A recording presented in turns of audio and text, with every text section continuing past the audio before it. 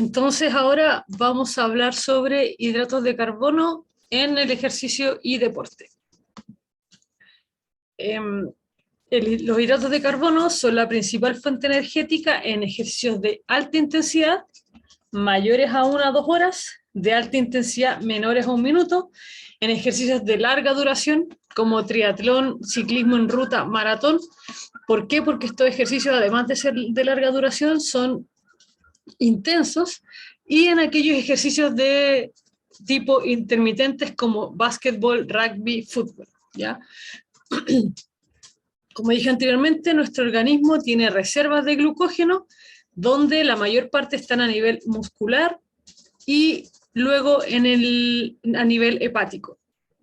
Entonces, este es el glucógeno y nosotros tenemos que esta molécula bonita verla como que si fuese una batería. Entonces, a mayor reserva de glucógeno, mayor capacidad de realizar ejercicio en estos de tipo intensos, y a medida que yo voy realizando ejercicio van disminuyendo mis reservas de glucógeno, por lo tanto tengo que irlas repletando, ir cargando nuevamente esta batería, ¿ya?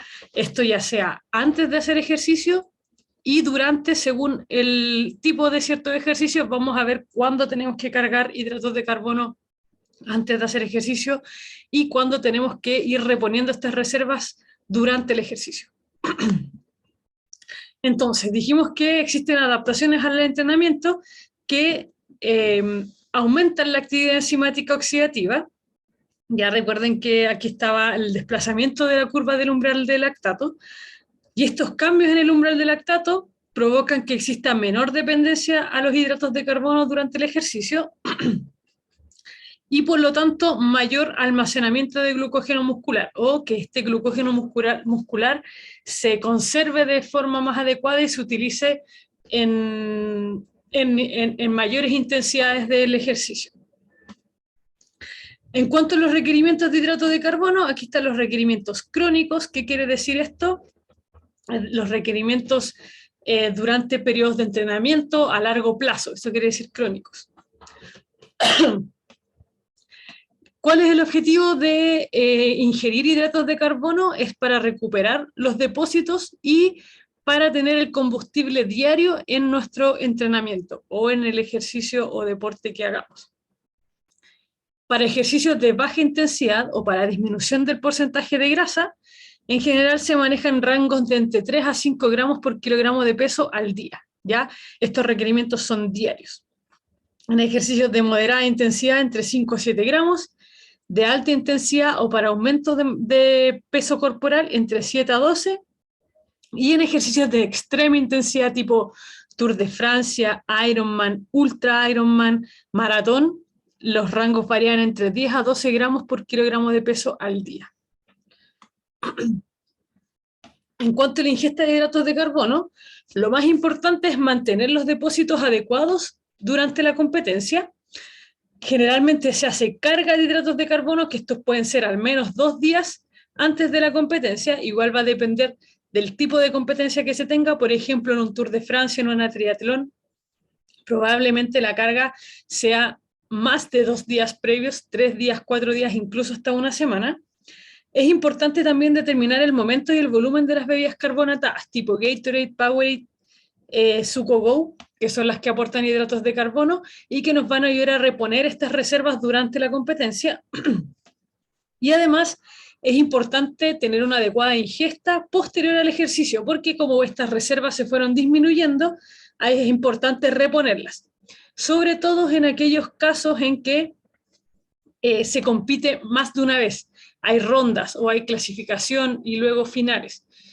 Por ejemplo, en mountain bike, que se reconoce la pista un día y al día siguiente se compite. Ya eso igual es importante porque el reconocimiento de pista no es que sea un ejercicio de baja intensidad o que la persona vaya caminando en la pista, sino que igual voy gastando mis reservas de hidrato de carbono, entonces ahí es súper importante reponerlas para el día siguiente que va a ser la competencia.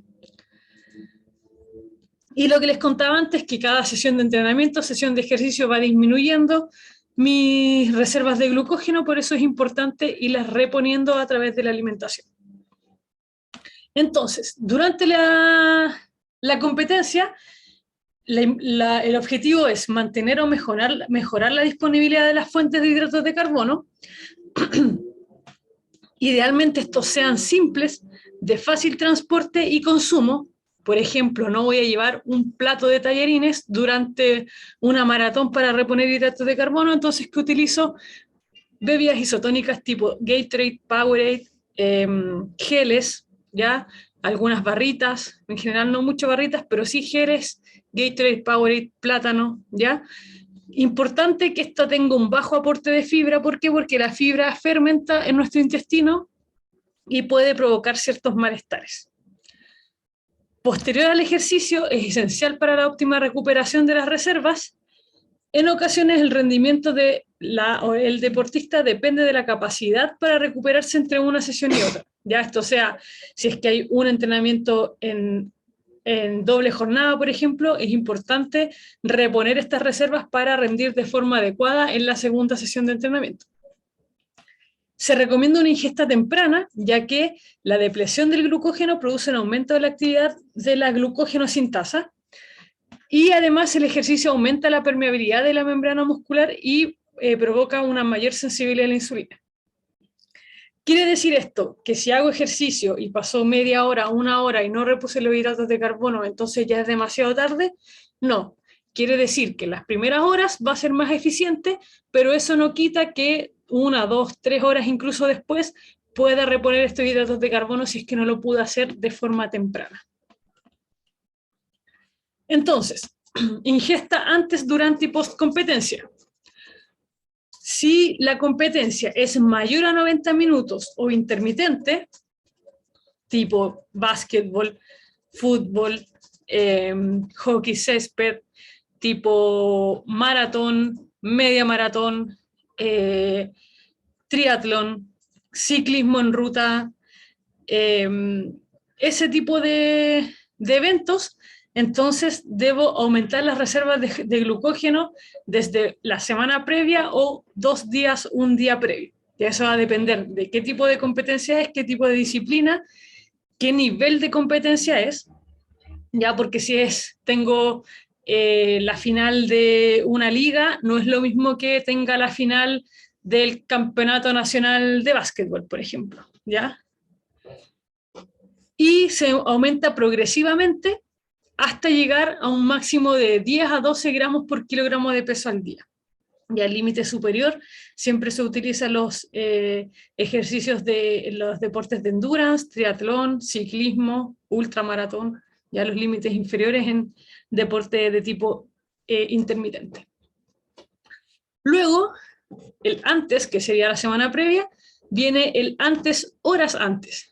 Y esto es 3 a 4 horas antes, que se puede traducir en un almuerzo, si es que toca un almuerzo, el tiempo de comida previo a la competencia corresponde al almuerzo, o un desayuno, y esto es 4 a 5 gramos por kilogramo de peso, y justo antes, o 1 a 2 horas antes, esto quiere decir, en el calentamiento, generalmente, también requiero 1 a 2 gramos por kilogramo de peso.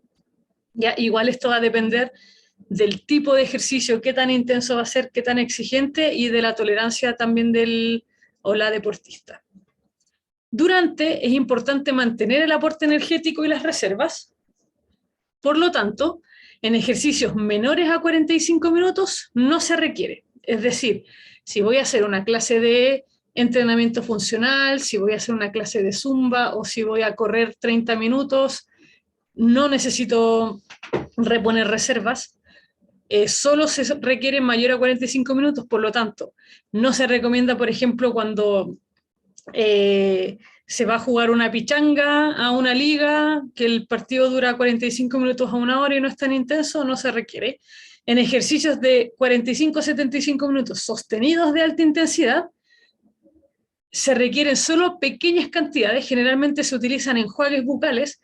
¿Por qué? Porque se ha visto que cuando uno realiza un enjuague bucal con un líquido o con una bebida que tiene hidratos de carbono, se metabolizan cierta cantidad de hidratos de carbono a nivel de la boca, y esas pequeñas cantidades generan una señal a nivel del sistema nervioso central, disminuyendo la percepción de fatiga, ¿ya? Y en ejercicios de 1 a 2,5 horas de endurance o de intervalo se requieren 30 a 60 gramos por hora. ¿Ya? Aquí, a diferencia de la semana previa o las horas antes, que eran kilogramos, o sea, gramos por kilogramo de peso, aquí es gramos por hora. Entonces, independiente del peso, 30 a 60 gramos. Y en ultra endurance, sobre 90 gramos por hora. ¿Ya? Para recuperar las reservas de glucógeno posterior al ejercicio se requiere 1 a 1,2 gramos por kilogramo de peso. Es decir, si una persona pesa 70 kilos aprox, necesitaría aprox 70 gramos de hidrato de carbono. Para que tengan una idea, una marraqueta tiene 60 gramos de hidrato de carbono. Una yuya tiene 60 gramos de hidrato de carbono. ¿Ya? 200 cc de Gatorade Powerade tiene 15 gramos de hidrato de carbono. Un gel de estos de hidrato de carbono aporta en promedio 30 a 35 gramos de hidrato de carbono. Entonces, si es un ejercicio de endurance y necesita 30 a 60 gramos por hora, sería aproximadamente un gel por hora, o más de un gel por hora si es que voy a ocupar el límite superior. Entonces, ¿cómo traduzco estos gramos por kilogramo de peso en días previos? Dependiendo de la cantidad de hidratos de carbono que tengo que dar, se va a traducir en alimentos. Por ejemplo, tallarines aportan hidrato de carbono, arroz, legumbres, frutas, pan, jugos con azúcar, cereales de desayuno aportan hidrato de carbono. Papas, choclo, quinoa, cuscús, todo eso aporta hidrato de carbono. Avena, galletas de agua, soda, salvado, cereales de desayuno, todo eso aportan hidratos de carbono, ¿ya? Y a través de esos alimentos es que yo trato de lograr hacer esta carga de hidratos de carbono. 1 o 2 horas antes se recomiendan alimentos que sean bajos en fibra, que aporten azúcares simples y que no puedan producir algún malestar. Como por ejemplo plátano, que aporte hidratos de carbono, jalea con azúcar, un postre de leche, pan con manjar y un sándwich de ave, ¿ya? Idealmente aquí ojalá evitar los alimentos altos en grasa, es decir, que la leche sea semi o descremada en vez de leche entera. Que este sándwich no tenga mayonesa, mantequilla, palta, por ejemplo, que son altos en grasa, y eso enlentece el vaciamiento gástrico y por ende hace que estos nutrientes se demoren más a llegar a nuestro intestino y por lo tanto se absorban, ¿ya? Ojalá la jalea con azúcar porque lo que necesitamos es los hidratos de carbono, lo mismo que el manjar, ¿ya? Y el postre con azúcar también.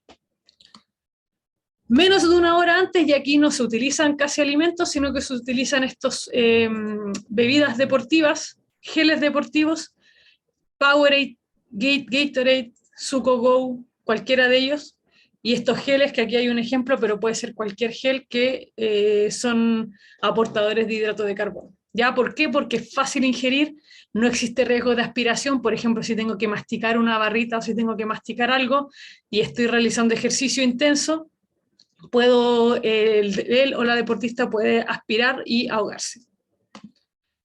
Y para la recuperación, entre 30 minutos, incluso hasta 20-24 horas post competencia, alimentos que tengan hidratos de carbono y, como hablamos antes, ¿se acuerdan que también requeríamos proteínas? Entonces, por ejemplo, este vaso de fruta con leche, leche aporta proteínas, puede ser leche de vaca o bebida de soya que también aporta proteínas, un pan con huevo, el pan aporta hidrato de carbono, el huevo aporta proteínas, una lasaña con una salsa boloñesa que puede ser con proteína de soya, carne de soya o con carne de vacuno, ambos aportarían hidratos de carbono y proteínas, las legumbres que aportan hidratos de carbono y proteínas, y este sándwich que puede ser con tofu o una pasta de pollo, por ejemplo, también que aportaría proteínas e hidratos de carbono. Pasamos ahora a los requerimientos de lípidos. Los requerimientos de lípidos, en general, cierto que vimos que los hidratos de carbono son en gramos por kilogramo de peso, lo mismo que las proteínas. En este caso, el aporte es en función del porcentaje del valor calórico total. Ya en general se calculan por diferencia, es decir, calculo proteínas, luego hidratos de carbono, y lo que adquiere de calorías se las transforma a lípidos, que idealmente sea entre un 20 y un 35% de las calorías totales, ojalá no menor a 20. Lo importante de estos es asegurar las reservas intramusculares.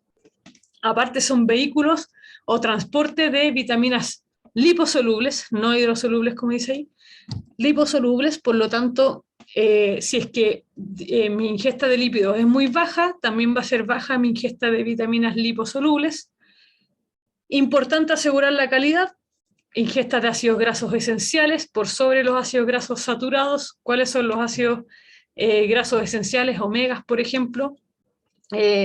Grasas de buena calidad proveniente, por ejemplo, de paltas, aceitunas, frutos secos, semillas, ya por sobre las grasas provenientes de las papas fritas, por ejemplo, ya. Si es que yo aumento el porcentaje de calorías que provienen de los lípidos, que es el BCT, por sobre 35%, no se ha demostrado mejoras en el rendimiento en ejercicios de resistencia. Ya ejercicios de resistencia de larga duración, que se cree que son generalmente dependientes de los lípidos, no se ha visto que por aumentar el porcentaje de estos aumente la resistencia. En cuanto a los ácidos grasos omega 3 que están bien de moda, y el ejercicio de resistencia o de endurance, se ha visto que podrían reducir la frecuencia cardíaca máxima y que por lo tanto podrían producir mejoras en el rendimiento. Además, reducen la frecuencia cardíaca de reposo, reducen la presión arterial diastólica y la frecuencia cardíaca submáxima. Si lo vemos así, los ácidos grasos omega 3 podrían ser un súper buen potenciador del rendimiento. Sin embargo, cuando se evalúan en pruebas físicas, no se ha visto que los omega 3 mejoren el tiempo en la carrera contrarreloj, mejoren el VO2 max o mejoren el tiempo en la carrera hasta el agotamiento. Es decir, si se suplementa con omega 3 no se han visto mejoras en el rendimiento. Por lo tanto, no está garantizado que su suplementación se traduzca en aumento del rendimiento. Ya por el momento el omega 3 no es un suplemento que esté recomendado, que haya evidencia que mejore el rendimiento, por lo tanto no se recomienda para ello, a no ser que las reservas o que la ingesta de omega 3 sea baja. No hay consenso si la suplementación es efectiva para atenuar la respuesta inflamatoria inmunomoduladora del ejercicio y mejorar el rendimiento deportivo. La respuesta inflamatoria e inmunomoduladora se le atribuye a los omegas. Sin embargo, no se ha visto que su suplementación tenga alguna respuesta positiva ante esto. Incluso se cree que puede ser negativo. ¿Por qué? Porque el entrenamiento produce ciertas adaptaciones que requieren de un proceso inflamatorio y por lo tanto, si es que yo consumo suplementos o nutrientes que son antiinflamatorios y aumenta esa respuesta antiinflamatoria, podrían no ocurrir estas adaptaciones de forma de la forma fisiológica en la que ocurre, ¿ya? Además, se debe establecer una dosis óptima de ácidos grasos omega 3. Existen para la población general, pero no existen recomendaciones específicas en población deportista, ¿ya? De hecho, no existe recomendación específica de ningún tipo de micronutriente. Y el alto consumo de omega 3 podría conducir a la inmunosupresión y prolongar el tiempo de sangrado, según algunos estudios. Ya este es el consumo muy elevado. Y hay que, como les decía yo, que finalmente pueden llevar a un efecto totalmente contrario de lo que estamos buscando. Bueno, dejamos hasta ahí esta parte y la última parte vamos a seguir con micronutrientes en deportistas.